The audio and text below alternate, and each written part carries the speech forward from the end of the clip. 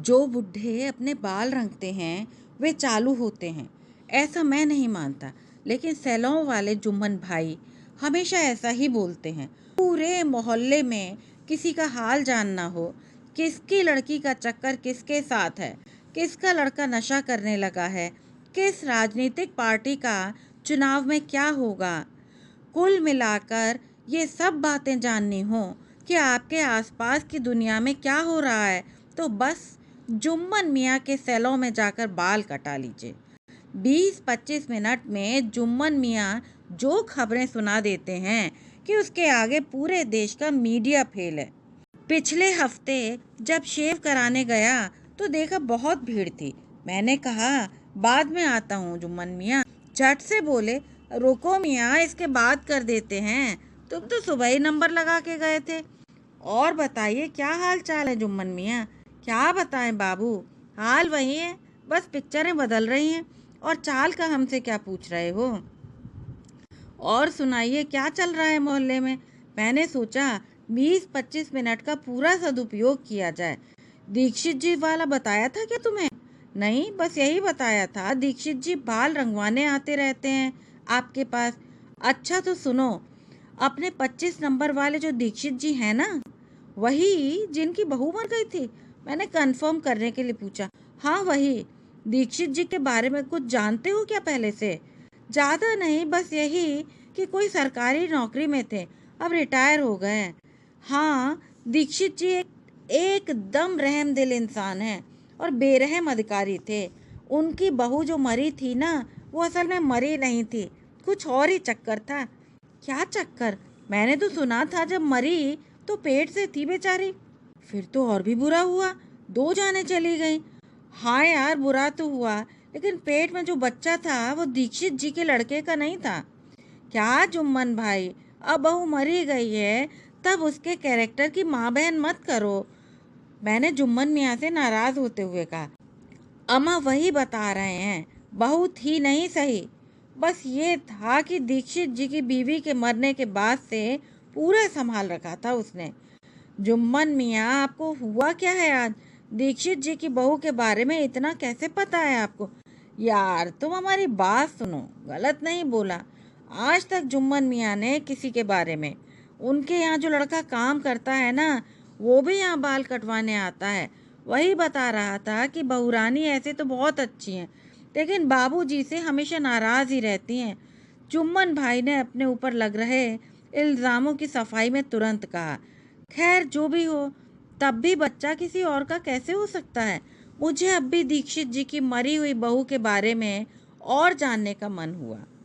मेरी शेविंग हो चुकी थी, लेकिन जुम्मन मियाँ की कहानी अभी शुरू हुई ही थी और मेरा मन एकाएक दीक्षित जी की मरी हुई बहू में अटक गया। भीड़ इतनी थी कि जुम्मन मियाँ को काम रोक के पूछ भी नहीं सकता था। ये कहानी अगली बार सुनूंगा आपसे। इतना कहकर मैं चल दिया। लौटते हुए 25 नंबर घर भी पड़ा और पहली बार मैंने दीक्षित जी के घर में झांका। वहाँ करीब 30 साल की एक लड़की रस्सी पर कपड़े डालते दिखी। लाल साड़ी, मोटी बिंदी, खूब सारे गहने पहने।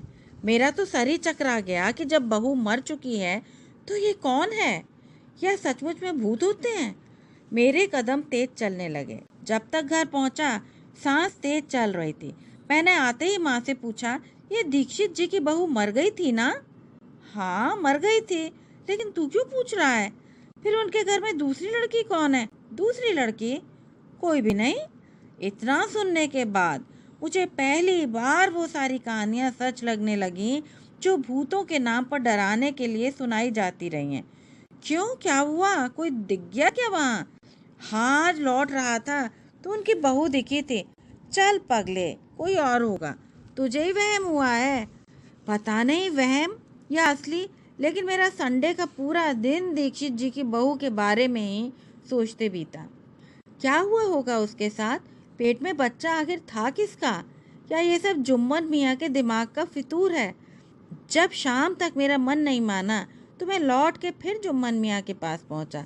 रास्ते में फिर दीक्षित जी का घर पड़ा, लेकिन मेरी उधर देखने की हिम्मत ही नहीं हुई। मैंने सोचा बाल भी बड़े हो गए हैं, 1 हफ्ते पहले ही कटा लेता हूँ। जुम्मन मियाँ खाली थे। मैंने कुर्सी पर बैठते ही कहा, आज दिन में जब जा रहा था तो दीक्षित जी के घर पर एक लड़की दिखी थी। उनकी बहू थी क्या? हाँ, लेकिन आपने तो कहा था कि बहू मर चुकी है। यार, सुबह पूरी बात नहीं बता पाए थे। दीक्षित जी ने ज़्यादा लोगों को बताया नहीं है मोहल्ले में, लेकिन उन्होंने लड़के की दूसरी शादी कर दी है, तो वही दिखी होगी तुम्हें। ये सुनकर कम से कम भूतों वाला सस्पेंस तो खत्म हुआ, लेकिन वही सवाल मन में घूमने लगा कि पुरानी वाली बहू के साथ आखिर हुआ क्या होगा, और वो बच्चा किसका था। जुम्मन मियाँ ने बात आगे बढ़ाई। जब देखने जाना था उसके एक दिन पहले ही आए थे बाल रंगवाने, लड़के की शादी में। वो भी लड़के की दूसरी शादी से पहले। ससुर बाल क्यों रंगवाने लगा? मैंने पूछा। यही तो बता रहे हैं गुरु, असल बात यही है। बाल तो दीक्षित जी पहले भी रंगवाते थे। उनका लड़का टूरिंग वाली नौकरी में है, तो महीने में 15 दिन तो रहता ही नहीं। कुछ चक्कर दीक्षित जी और बहू के बीच था। जो लड़का उनके यहाँ काम करता है वही बता रहा था, झूठ नहीं बोल रहे। यार जुम्मन मियाँ, मूड ऑफ मत करो।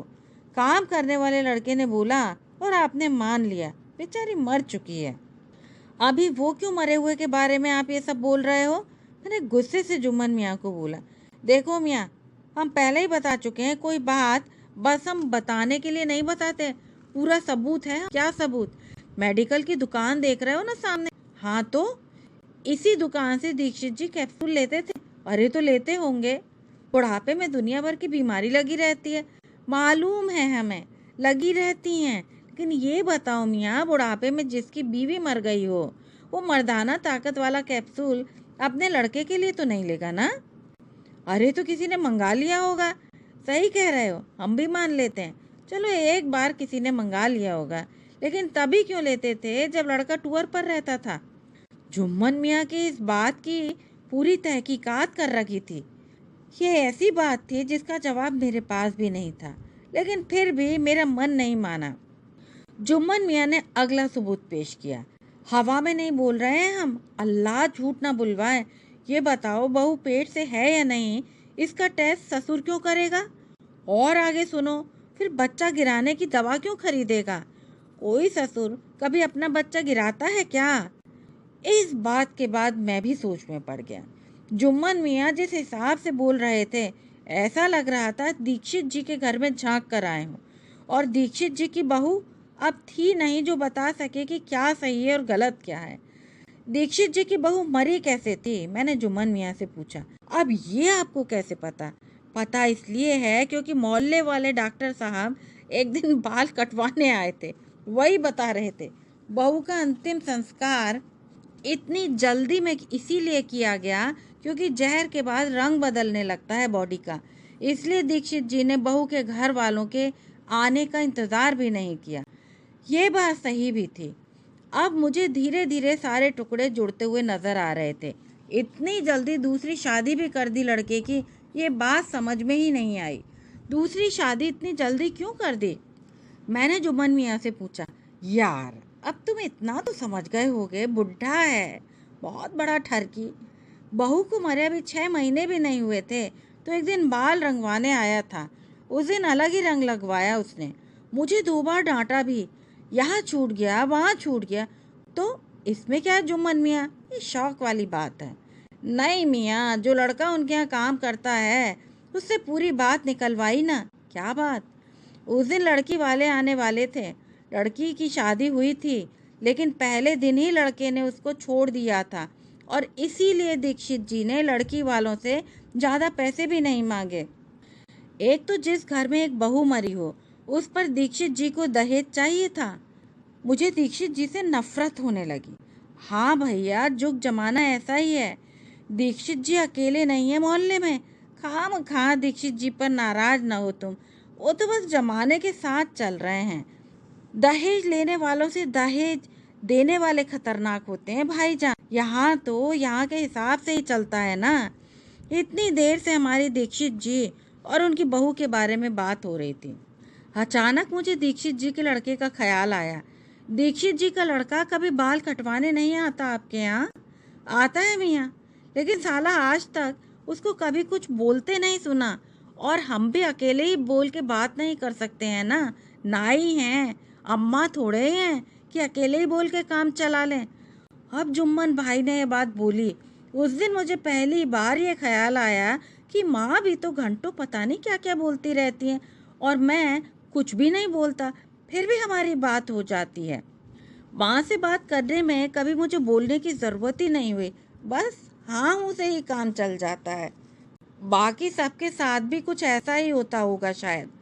मेरे बाल कट चुके थे लेकिन फिर भी उठने का मन नहीं कर रहा था।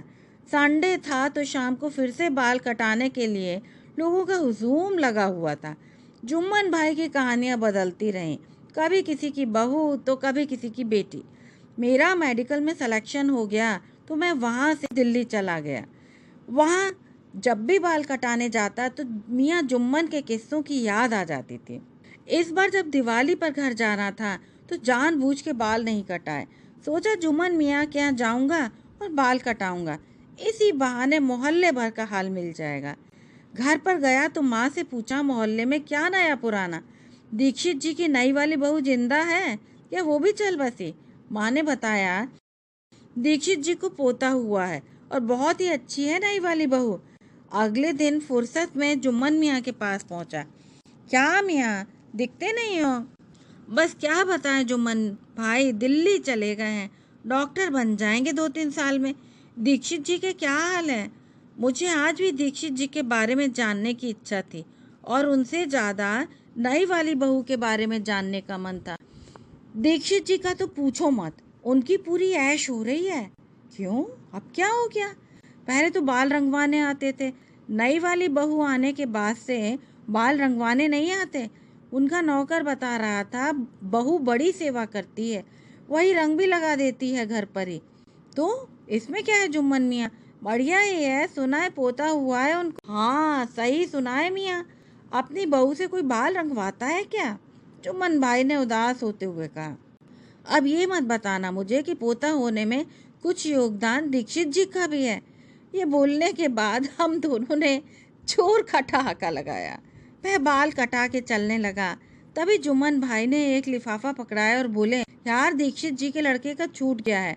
बाल कटवाने बैठा ही था कि तभी घर से फ़ोन आया, लड़का बिस्तर से गिर गया है, जल्दबाजी में छूट गया, अभी खुला भी नहीं है, उधर से जा रहे हो तो दे देना, किसी डॉक्टर की रिपोर्ट है। आप भी तो डॉक्टरी पढ़े हो। डॉक्टर की रिपोर्ट सुनकर मैंने लिफाफा खोल लिया। उस रिपोर्ट में जो लिखा था उसके मुताबिक दीक्षित जी का लड़का बाप बन ही नहीं सकता था। मुझे यकीन ही नहीं हुआ। मैंने रिपोर्ट दोबारा पढ़ी। तभी जुम्मन मियाँ ने पूछा, किस चीज़ की है? हमें तो अंग्रेजी समझ में ही नहीं आती। कुछ नहीं है, किसी और को भी दिखाई है क्या आपने? नहीं मियाँ, आपने बताया डॉक्टरी पढ़ रहे हो तो दिमाग में आया, वरना हम तो भूल ही चुके थे। कोई बात नहीं, लाओ मैं पहुंचा देता हूँ दीक्षित जी के यहाँ। ये कहकर मैं सैलों से चल दिया। पुरानी वाली बहू इसीलिए शायद अच्छी नहीं थी क्योंकि वो दीक्षित जी के हिसाब से नहीं चली। नई वाली इसीलिए अच्छी थी क्योंकि पोता तो लाई ही, साथ में दीक्षित जी के हिसाब से भी चली। वो रिपोर्ट मैंने नाले में फेंक दी। अब जब भी कभी किसी के घर में किसी की बहू के मरने की खबर सुनता हूँ तो दीक्षित जी की बहू की याद आ जाती है। ये कहानी बस यहीं तक। यदि आपको दिव्य प्रकाश दुबे की ये कहानी सैलों अच्छी लगी हो तो कृपया चैनल को लाइक, शेयर और सब्सक्राइब अवश्य करें। धन्यवाद।